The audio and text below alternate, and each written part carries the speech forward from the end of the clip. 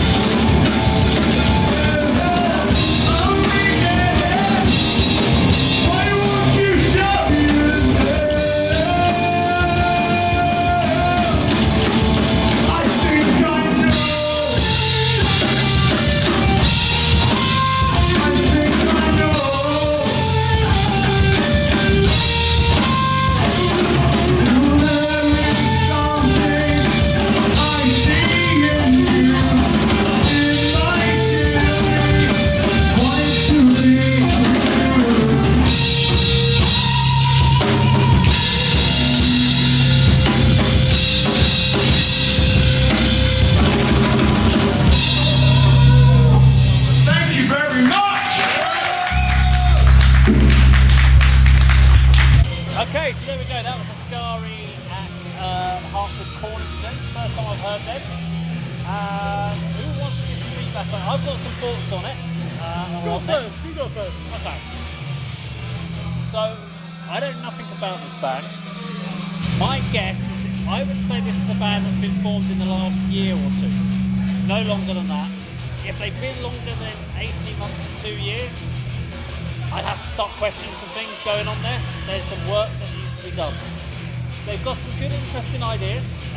This singer reminds me vocally of Daniel Johns from Silverchair. Yes, I was going to say that. Are you like me? I love Silverchair.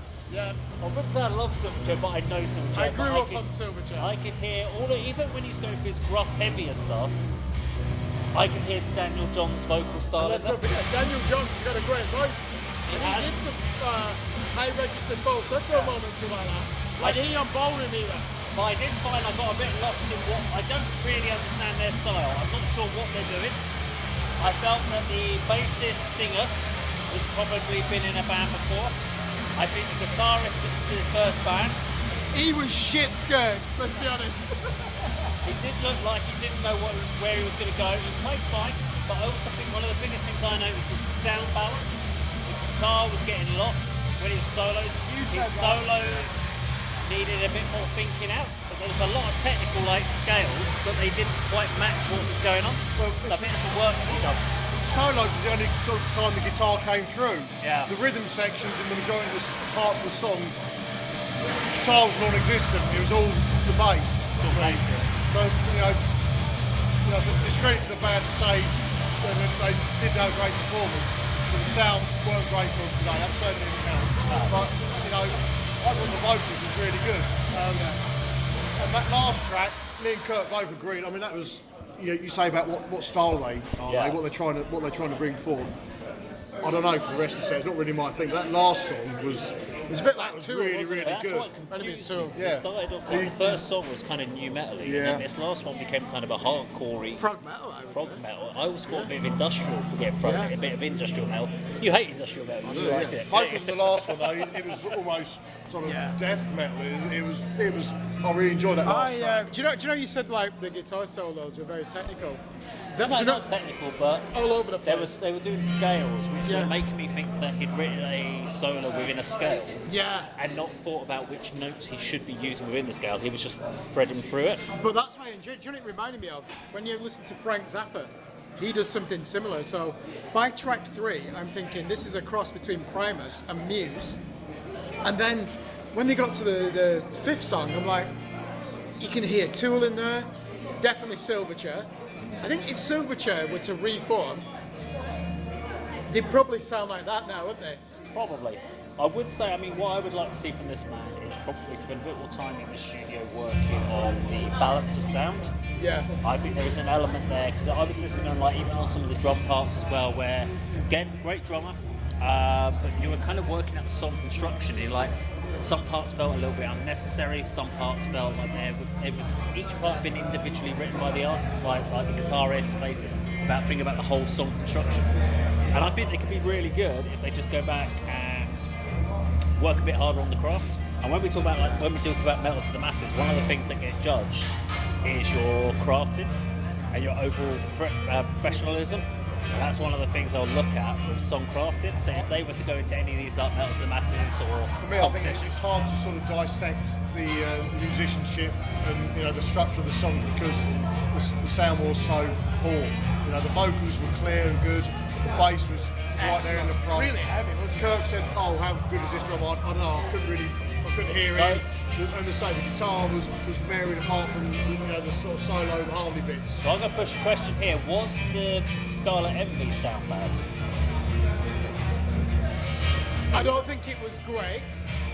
But it was better, wasn't it? Yeah. So one of the things I've noticed is once the sound guy sets the sounds, if he's having to do so much work on stage, and it's down to the musicians on stage to get their sound right before they get on the stage. Yeah. Because actually what happens is it's usually a sound that sounds great on your guitar when you're playing in your bedroom, it doesn't sound great on stage.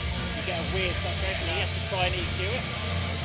And I've seen that in Club 85 as well. You get one amazing band and then 2 other bands that sound awful on the night because sound guy did his bit, but the bands haven't done the craft in the studio to ensure they get their balance right.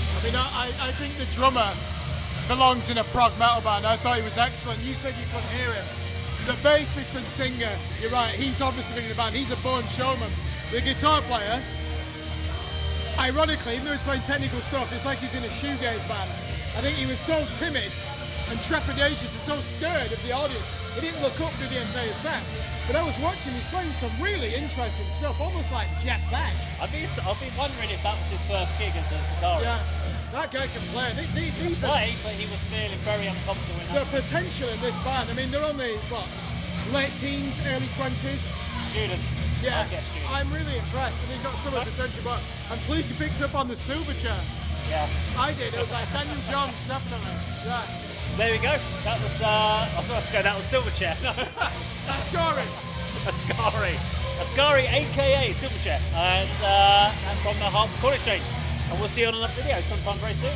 Take care.